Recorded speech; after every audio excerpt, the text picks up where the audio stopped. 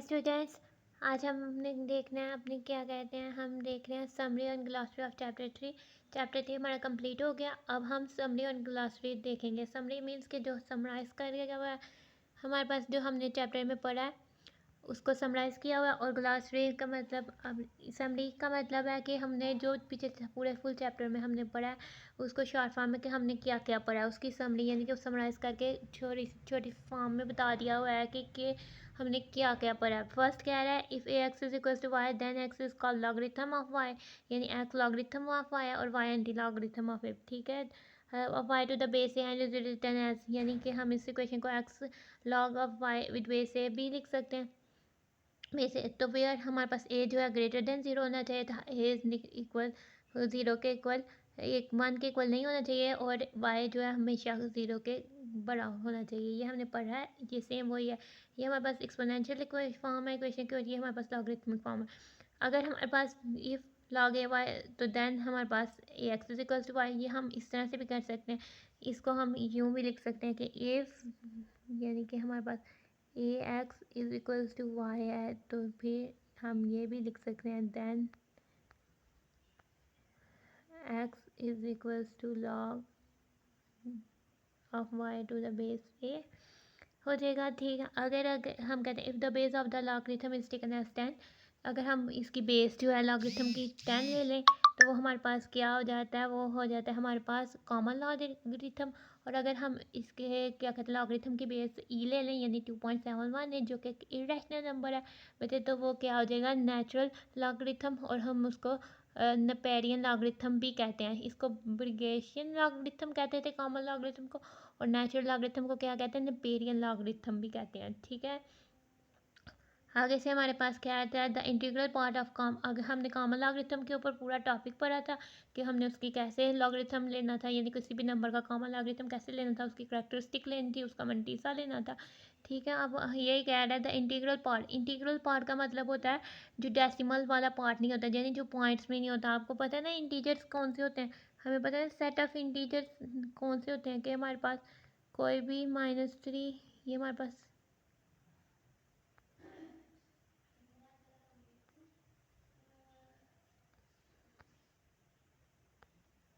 ये हमारे पास set of integers होते हैं।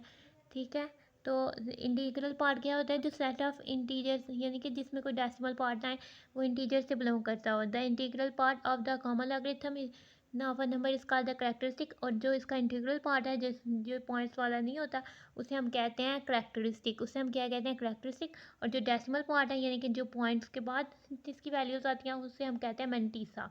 ठीक है, अब हमने क्या कहना कि अगर हमने इन्होंने दो बातें बताई हुई है कि फादर नंबर ग्रेटर देन, और अगर हमारे पास कोई नंबर 1 से बड़ा है तो उसकी करैक्टरिस्टिक या तो is equal to the number of digit of the integral part of the number -1, यानी कि हमारे पास अगर कोई 1 से बड़ा डिजिट है तो हम उसके इंटीग्रल पार्ट को काउंट करेंगे तो उसकी करैक्टरिस्टिक आएगी, उसमें से हम 1 कर देंगे। यानी 1 है ना, जैसे नंबर इसकी करैक्टरिस्टिक लेनी हो, इसमें से हम 1 में से -1 लेंगे ये तो ज़ीरो आ जाएगी। अगर हमारे पास कोई नंबर है, एग्जांपल के तौर पर हमारे पास कोई नंबर है, ठीक है, यानी कि कोई भी नंबर है, फॉर एग्जांपल हमारे पास कोई नंबर है 3.4 सॉरी 200.16, ठीक है, ये हमारे पास नंबर, इसका इंटीग्रल पार्ट में कितने डिजिट्स हैं 3, तो इसकी करैक्टरिस्टिक क्या हो जाएगी 3 - 2, तो इसकी करैक्टरिस्टिक हमारे पास 3 - 1, तो इसकी क्या करैक्टरिस्टिक आ जाएगी 2। इस पार्ट इसकी करैक्टरिस्टिक हमारे पास 2 आ जाएगी, ये बस क्या। तो इसकी करैक्टरिस्टिक हमारे पास क्या आ जाएगी,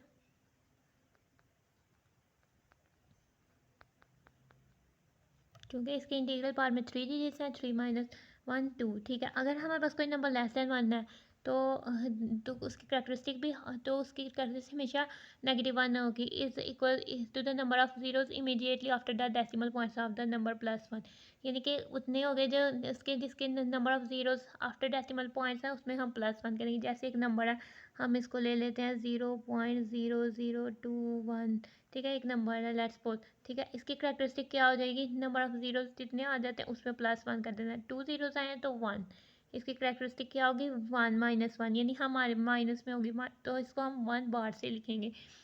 ठीक है, इसके अब हम साइंटिफिक नोटेशन पे करें तो ये हमारे पास 2.1 मल्टीप्लाई बाय 10 की पावर -3 हो जाता है।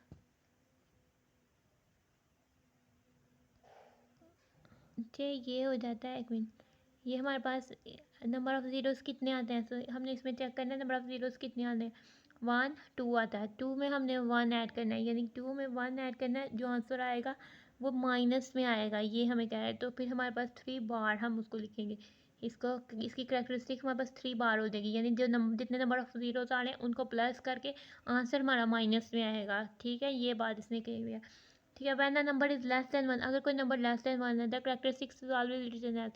ठीक है, हमारे पास 3 बार 2 बार 1 बार instead of -3 -2 -1 to avoid the mantissa becoming negative.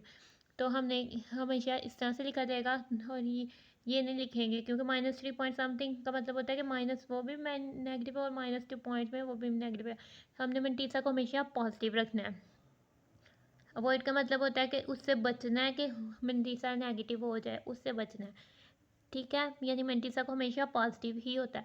The logarithm of numbers having the same sequence of significant digits have the same mantissa, यानी logarithm of numbers significant digits, यानी कि हमारे पास क्या आ रहा है, कोई नंबर्स हैं जिसके सिग्निफिकेंट डिजिट्स सेम है, यानी कि तो उनका मेंटिसा भी सेम है। जैसे कि हमारे पास नंबर है कोई 2.53, नंबर है हमारे पास 0.000253, 253, 25.3। ठीक है, इनके सिग्निफिकेंट डिजिट्स भला कौन से हैं, ये 253, ये सेम है।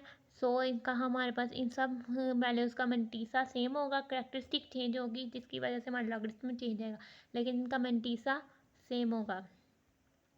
The number corresponding to a given logarithm is known as anti logarithm, यानी अगर हमारे पास कोई नंबर दिया हुआ है गिवन लॉगरिथम से तो वो हमारे पास एंटी लॉगरिथम है। यानी कि अगर हमारे पास कह रहे हैं कि लॉग ऑफ एक्स जो है वो वाई है, तो वाई क्या है, लॉग ऑफ एक्स हमारे पास वाई है, तो एक्स क्या है, एंटी लॉग ऑफ वाई। ठीक है, number correspond to given logarithm, यानी कि